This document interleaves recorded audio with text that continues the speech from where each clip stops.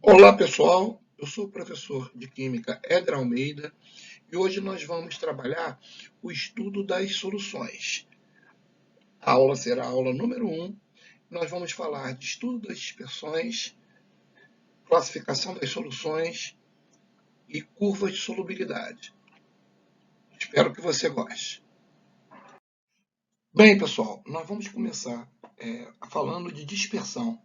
O que é uma dispersão? A dispersão é qualquer tipo de mistura entre duas ou mais substâncias, ou dois ou mais componentes.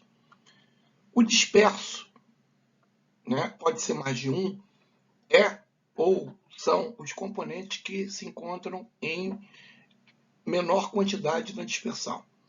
Já o dispersante ele é um único componente, também chamado de dispergente, e é o componente que se encontra em maior quantidade na dispersão.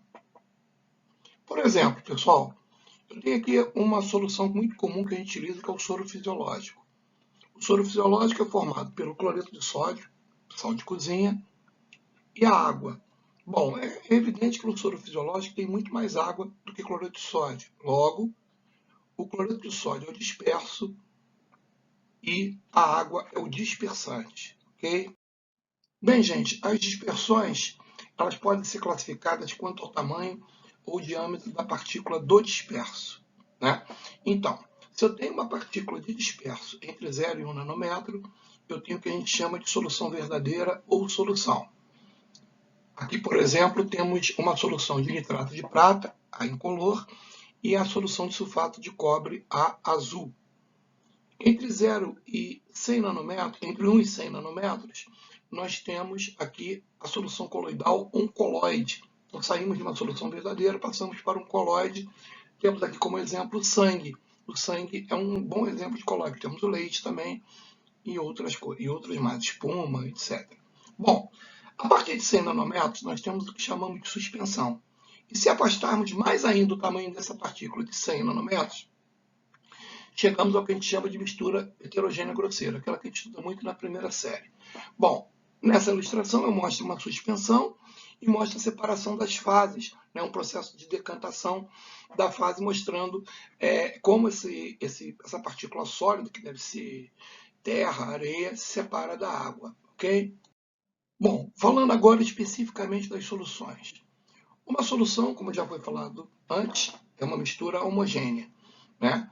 O que era o disperso, né? Agora vai se chamar soluto.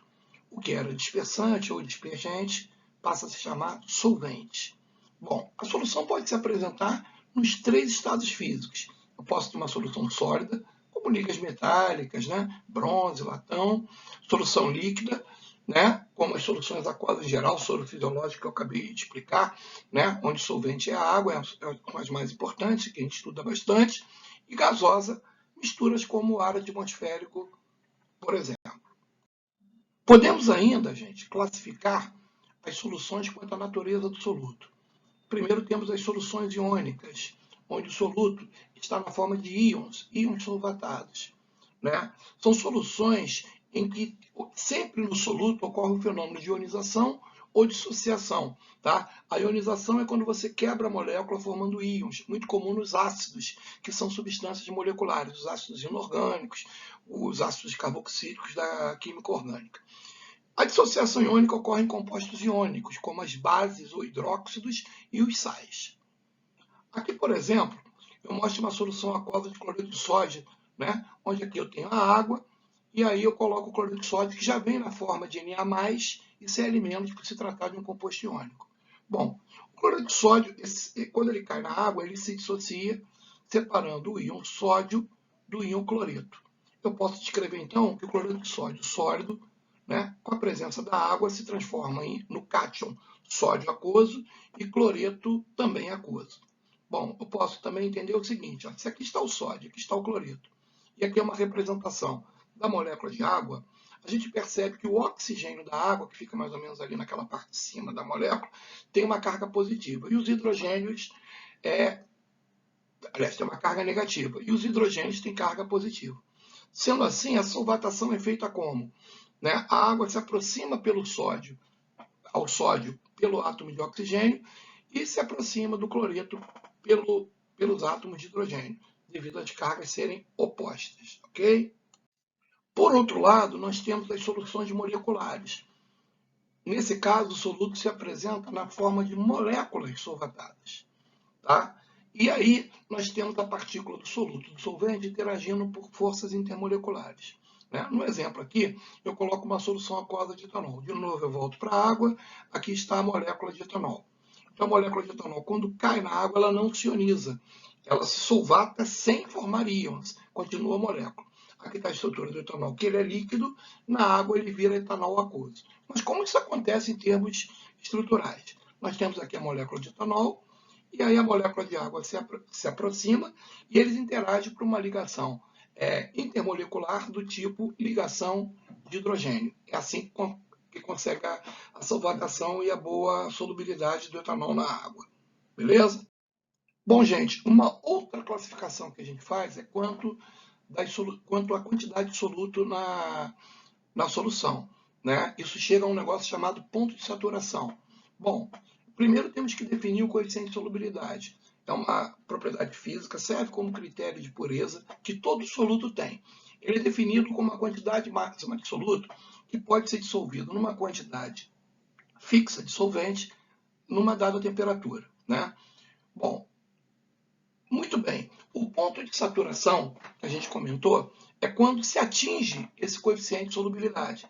Né? É quando se atingiu o limite de quantidade de soluto colocada nessa quantidade de solvente. Né? Essa tabela mostra alguns coeficientes de solubilidade. Nesse caso, eu medi em gramas por 100 ml de água na temperatura de 20 graus Celsius. Você pode perceber que dos citados aí, o cloreto de sódio é o mais solúvel nessas condições, e o sulfato de bário, 2,5 × 10⁻⁴, é o menos solúvel. E pode perceber que há uma variação de soluto para soluto, ok?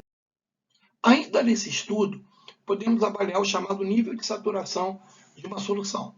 Vamos imaginar que essa flecha jogada para, essa seta jogada para a direita, fosse a quantidade de soluto que você vai colocando para cada 100 gramas de solução a uma temperatura, por exemplo, 20 graus Celsius. Bom, vai ter um limite. Esse limite é o que a gente já chamou de ponto de saturação. Então, nós podemos ter situações antes e depois do ponto de saturação. Bom, antes do ponto de saturação, a gente fala que uma solução é insaturada. Por quê, gente? Porque a massa do soluto é inferior ao coeficiente de solubilidade. Você colocou menos do que aquele máximo suportável. No ponto de saturação é quando a solução está saturada, a gente chama assim. Nesse caso, a massa do soluto é igual ao coeficiente de solubilidade nessa temperatura. Se ultrapassarmos o ponto de saturação, temos, num primeiro momento, a solução supersaturada, que é quando a massa do soluto ultrapassa o coeficiente de solubilidade. Esses três sistemas têm uma característica em comum. Eles são estáveis e homogêneos, ou seja, sistemas em que a mistura apresentada tem uma única fase, desde que a solução, quando supersaturada, está em perfeito repouso. Se houver uma pequena agitação dessa solução supersaturada, o fenômeno perde a sua estabilidade. E aí passamos a ter uma mistura da solução saturada em fase líquida, então a parte líquida volta a ser uma solução saturada, e o excesso de soluto vai para o estado sólido e forma o precipitado. Okay? É o fenômeno de precipitação.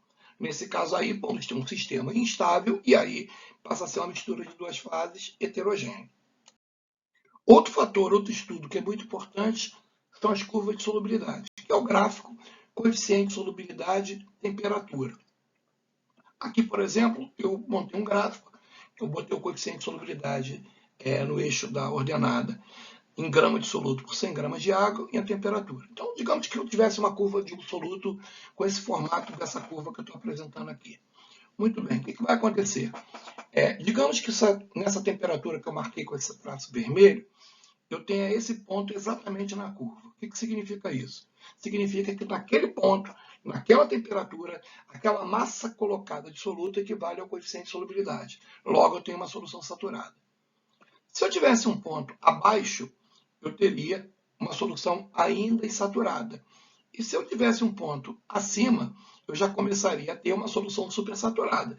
E dependendo da agitação, se for uma agitação constante, no meu laboratório, daquele sistema, eu teria uma solução saturada e precipitação, quer dizer, a formação do precipitado provavelmente no fundo do recipiente. Bom, outro ponto a ser discutido é o seguinte, é que o processo de solubilização, o tipo de curva de solubilidade mostra como funciona a questão energética. Por exemplo, essa curva que é crescente mostra uma dissolução endotérmica. Por quê? Porque para se dissolver, o soluto tem que absorver calor provocado pelo aumento da temperatura. Bom, ao contrário, quer dizer, ela ficando mais solúvel quando você resfria, nós chamamos de uma dissolução exotérmica, ou seja, ele se dissolve melhor com liberação de energia na forma de calor, beleza? Bom, gente, o exercício número 1, considere a curva de solubilidade do nitrato de potássio representada abaixo. Está aí a curva, uma curva crescente, né? E a letra A dele diz, a 10 graus Celsius, qual a menor quantidade de água capaz de dissolver 60 gramas de nitrato de potássio? Bom, gente, se a gente pegar o gráfico, ó, dá uma olhada aqui, ó. Quanto tem a 10 graus Celsius? Um valor igual a 20. 20 o quê? 20 gramas. Então, você tem 20 gramas de nitrato de potássio, KNO3, né? KNO3, em 100 gramas de água.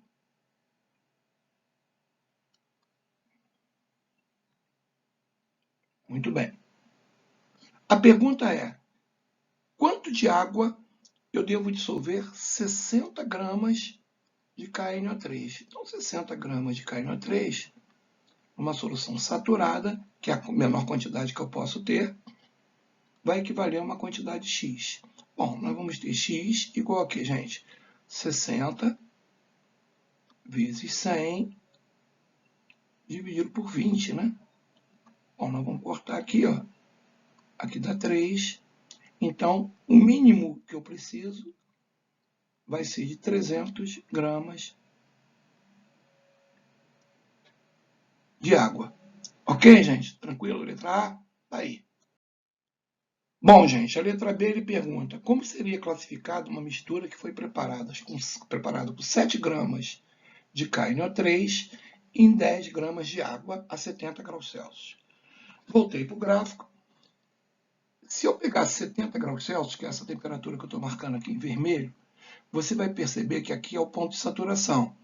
E essa indica um coeficiente de solubilidade 140 gramas de KNO3. Então, para eu ter uma solução saturada, então partindo de uma solução saturada, né? Eu digo o seguinte, ó, cada 140 gramas de KNO3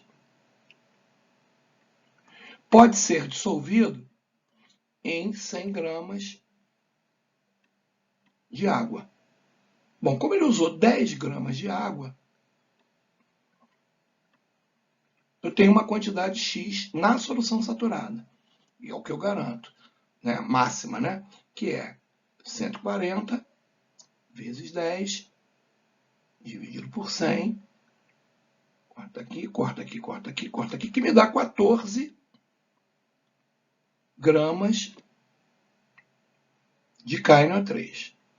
Bom, o que significa isso, então? Se esse 14 gramas é um valor superior, né, maior que 7 gramas, significa que esse 7 se dissolveu totalmente. Logo, nesse caso aqui, eu terei o que a gente chama de uma solução abaixo dos 14 gramas, então é uma solução insaturada. Uma solução insaturada só tem uma fase, então ela seria insaturada, então ela seria classificada como uma mistura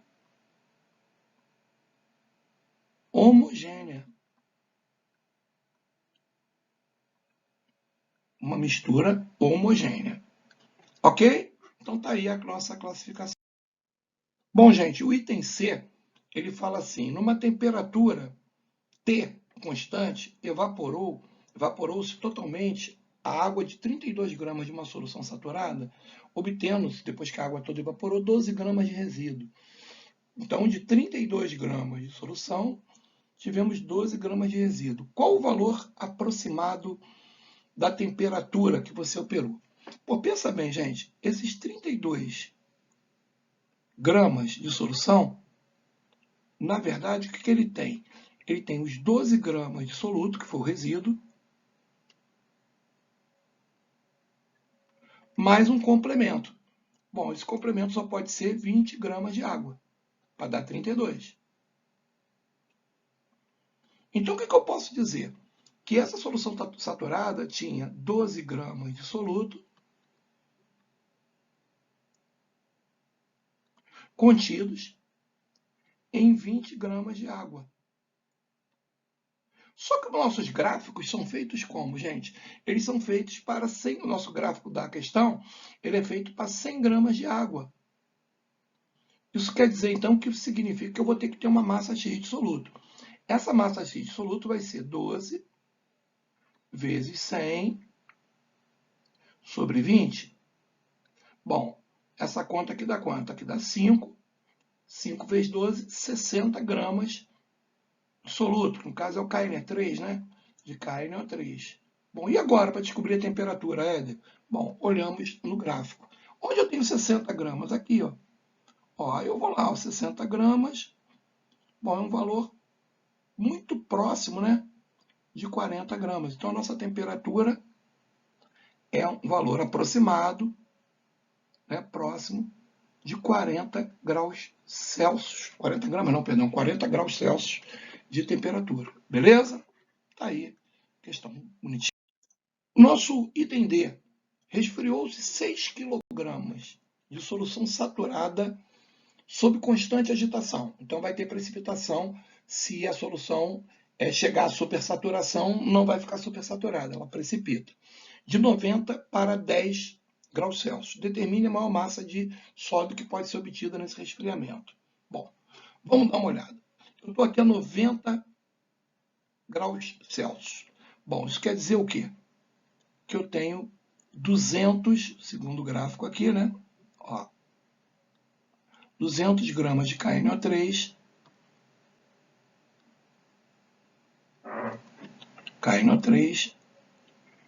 em 100 mais 100 de água. Vou botar aqui embaixo, mais 100 de água. Então, eu tenho de solução saturada 300 gramas de solução saturada. Aí eu faço resfriamento. Então, eu venho, resfrio até 10 graus Celsius. Então, eu tenho aqui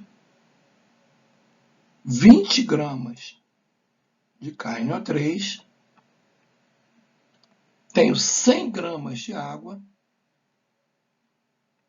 então a quantidade de água é constante, isso me dá 120 gramas de solução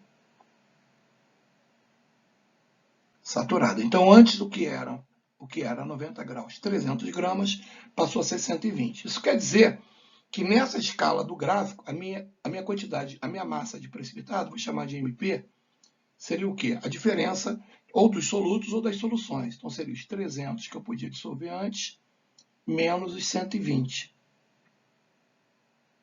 Bom, essa conta dá quanto? Dá 180, né? 180 gramas, então é a massa de precipitado máxima que eu tenho. Isso quer dizer, então, que quando eu estou a 90 graus Celsius, eu posso ter, né, 180 gramas de precipitado, vou chamar de PP, eu posso retirar 180 gramas de uma carga de 300 gramas de solução, porque tem que juntar água, né? De solução saturada. Perfeito? Só que a minha experiência não foi feita com 300 gramas de solução saturada.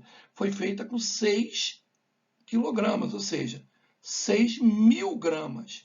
Então, eu posso dizer que a minha massa de precipitado vai ser a massa X, que vai ser extraída de 6.000 gramas de solução saturada. Ok? Sendo assim, x vai ser igual a 180 vezes 6.000 dividido por 300. Bom, corta aqui os dois zeros, ó. Corta aqui os dois zeros. Aqui eu posso cortar o 60 com 3, dá 20, né? Então aqui vai dar, né, 36 e mais 2 zeros, 3.600 gramas de precipitado. Ou, né, ou como queira, 3,6 quilogramas de precipitado. Tá ok, galera? Tranquilo isso aí?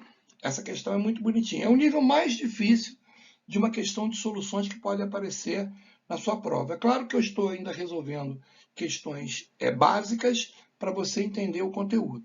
Tá bom? Beleza. Bom, gente, o nosso segundo exercício é essa questãozinha que diz o seguinte: a solubilidade dos sais KNO3, que é o nitrato de potássio, e NaCl, que é o cloreto de sódio, expresso em gramas do sal por 100 gramas de água, em função da temperatura, estão presentes no gráfico. Esse gráfico que tem os quadradinhos é o nitrato de potássio e os de bolinha é o cloreto de sódio. Com base nas informações fornecidas, pode-se afirmar corretamente que a dissolução dos dois sais são exotérmicos. Já é falsa porque a dissolução do nitrato de potássio é endotérmica, porque a curva é crescente. A outra parece que é levemente exotérmica. Quando se adiciona 50 gramas de KNO3 e 100 de água, todo sal, a 25 graus Celsius, todo sal se dissolve. Espera aí, a 25 graus Celsius é aqui, ó. A solubilidade do nitrato de potássio é em torno de 40.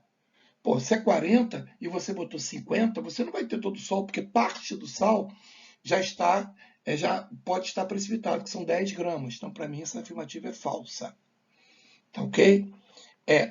Letra C. A solubilidade do KNO3, do nitrato de potássio, é maior que a do cloreto de sódio para toda a faixa de temperatura do gráfico. Não, tem momentos que ela é menor, como entre 0 e 25 graus Celsius, e maior a partir de 25 graus Celsius até 60. Essa é falsa. Quando se dissolve 90 gramas de nitrato de potássio em 100 gramas de água em ebulição e em seguida resfria até 20 graus, recupera-se 30 gramas do sal sólido. Bom, olha só, se você pegar a temperatura de 20 graus, a solubilidade é em torno de 30 gramas, o que está dissolvido. Então, se você botou 90, né, e consegue agora dissolver 30, você recupera 60 e não 90. Então, essa afirmativa também é falsa. Bom, vamos ver por que a letra E é a nossa opção. A partir de uma amostra de 95 gramas e 5 gramas de 95 gramas de nitrato de potássio e 5 gramas de cloreto de sódio, pode-se obter o nitrato puro por cristalização fracionada. Sim, desde que ocorra, gente, um resfriamento, né? Porque a curva do nitrato de potássio ela é uma curva que tem uma inclinação maior que a do cloreto de sódio. Então, se você colocar os dois numa dada temperatura, por exemplo, 50 graus, e resfriar, né, totalmente, você começa a precipitar. Por exemplo, se você resfriar a 10 graus Celsius, você começa a precipitar o nitrato de potássio. Aliás, o ideal seria colocar, por exemplo, numa temperatura de 60 graus, porque você tem a solubilidade do nitrato de potássio é em torno de 100. Então, as duas soluções estariam saturadas, não é isso? Saturada não, insaturadas, e depois você vinha resfriando o nitrato de potássio e obtendo ele como precipitado puro. Então, para mim, essa afirmativa é a correta, porque o fenômeno se chama cristalização fracionada, beleza? Bem, pessoal, meu muito obrigado, é o fim da nossa aula, tá? E no estudo das soluções teremos a aula 2, que você não pode perder, que vai falar das principais unidades de concentração, beleza? Então, não deixa de acompanhar aí o nosso canal Química na SpaceX. Um grande abraço, até! nosso próximo encontro.